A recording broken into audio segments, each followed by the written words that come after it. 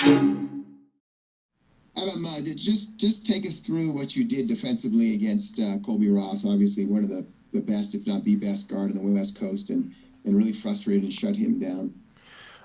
Yeah, we knew that he was going to be a tough matchup going into that game. He's our leading scorer all time, so obviously we're going to have to put a lot of pressure on him and make sure we have to shut his water off. But coming off the bench, after Trey was guarding him, Trey did a magnificent job on him first and foremost, just getting him tired. And then I came in and just added extra pressure. I wanted to make him uncomfortable as I could, by just doing little stuff, getting into his head. I studied his game a lot, so I knew most of his moves, so I was able to catch a lot of his moves. And I just wanted to put pressure on him, and our team defense was also very good as far as staying in the gaps on him and not letting him see just open space.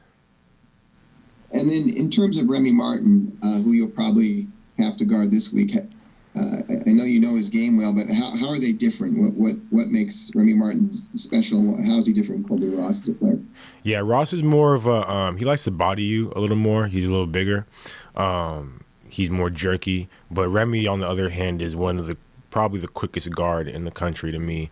I played with him, since I was young, since middle school days, so I know his game a lot as well. But he's very, very quick. His hesitation is very quick. So we just have to do a good job of staying in front of him, not letting him get downhill all game, and not letting him just create for other guys and let him make tough shots. Yeah, Adam, I wanted to ask about Remy Martin. You just said you were playing since middle school. Does that familiarity help you, or is there so much time between then and now that, it's kind of a moot point? Oh, it definitely helps. I mean, we literally have been playing since middle school all the way through high school together. So I know, literally the ins and out of his game. So, I mean, I just got to be able to communicate that with my team, let them know that this is not a guy who's just going to take it easy. He's going to come 100% every single time down the court. I'm very familiar with him. I have no blind spots, I feel like, on Remy's game. So hopefully we can do a good scouting report on guarding him. Hey, Adam, you talked about studying for Ross. I'm curious what that looks like for you. I mean, it seems like you're the type that really likes to kind of dig into these guys, learn as much as you can going into it to best prepare you. What do those days and, I guess, kind of hours look like gearing up to face a specific player that you're going to be tasked with slowing down? It's not easy to do. A lot of guys don't really watch film on other guys, and that's something I like to do. I like to study players, study their type of moves they do, what they shoot from here on the floor, what percentage they shoot. So, leading up to that game, I was just, even at home, just on my computer, looking at what he does, looking at previous games, what he likes to do, his tendencies and stuff. And I just like to take time on that because at the end of the day, it's going to only help our team succeed. So I take that very seriously. So whose YouTube clips are you focusing on this week? I mean, Arizona State's they're stacked. They're stacked with guards. All their guards like to get downhill. All their guards like to play. So, I mean, we're going to have to watch film on each and every one of them because they're all aggressive. They're all aggressive just like Colby Ross is, literally. So we have to be on our high alert and all lock in on film and watch and see what they do. And what have you observed in terms of the slow starts? Is it just guys kind of finding their chemistry, rhythm with one another, figuring out new roles and responsibilities? What's your perspective on why that's kind of been a trend so far? Yeah, I mean, it's not a surprise in the start of the season. One thing that is great about this, and we talked about this yesterday in our film session, is that we're learning from winning, not losing. We're not coming back into practice the next day after a loss and then having to fix stuff. We're able to go out here and win these games and still be able to communicate and see what we need to fix. And these slow starts, it happens. So we just got to – it's a role thing as well. Every guy, still figuring out their role, their rhythm, obviously. So once, we just keep, playing more games, practicing more, we'll be good.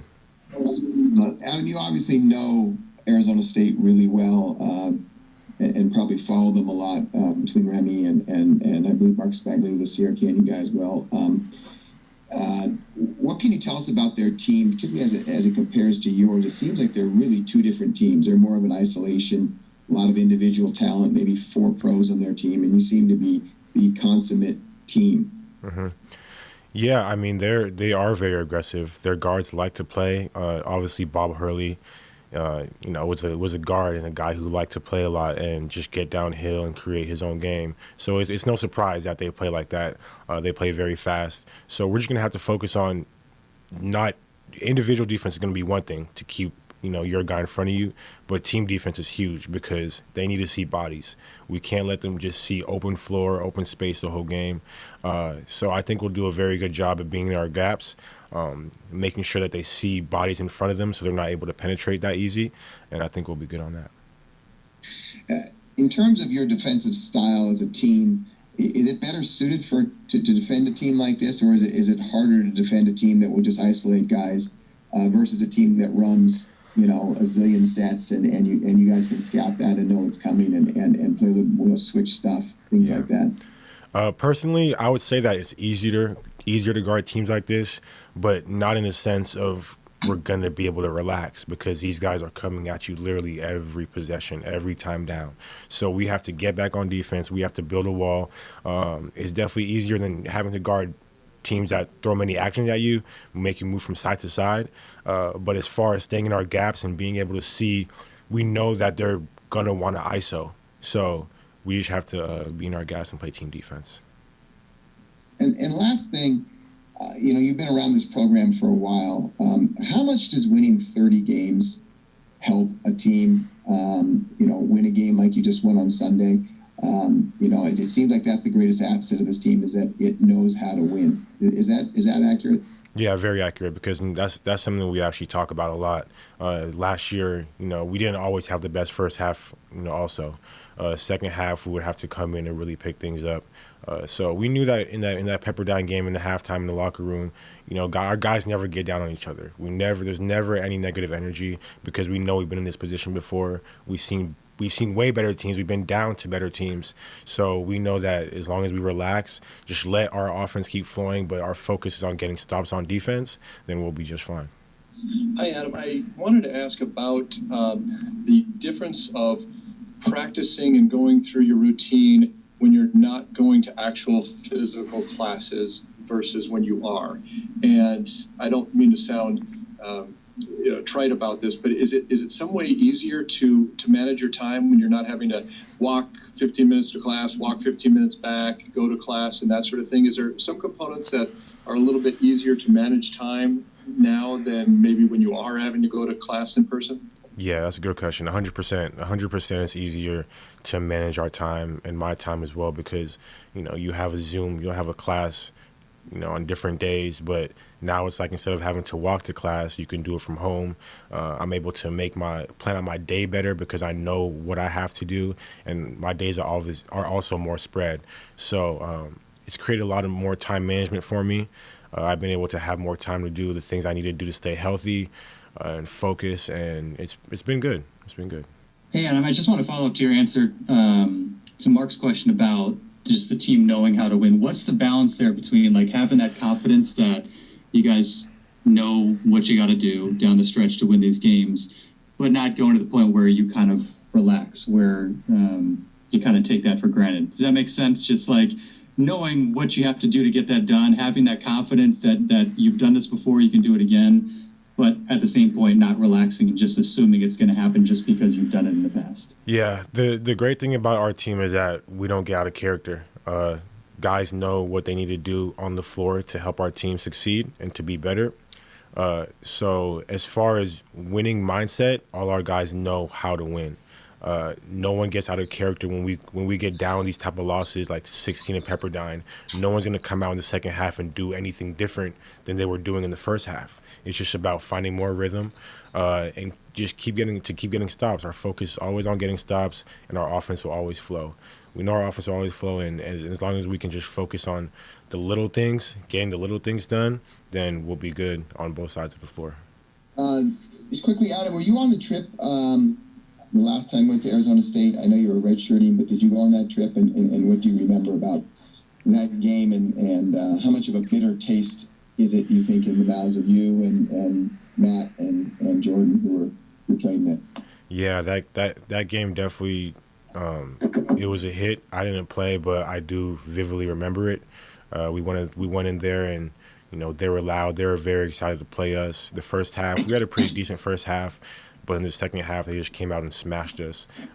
So that's definitely something we should look into going to this game, use it as motivation, because they know that last time they played us, it wasn't a good outcome. So we want to be able to change that.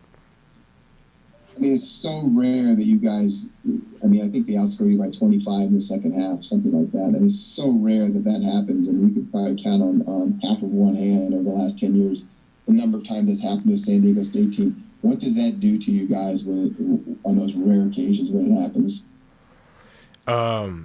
Yeah. So I mean, luckily I haven't experienced being down like that in a while. But when you do get down like that, it hits you in your heart, because especially a program like San Diego State, where we have a great culture of winning and grinding, when losing a game by 25 and having a team go on such huge runs makes you lose energy. But I think that now that was a long time ago.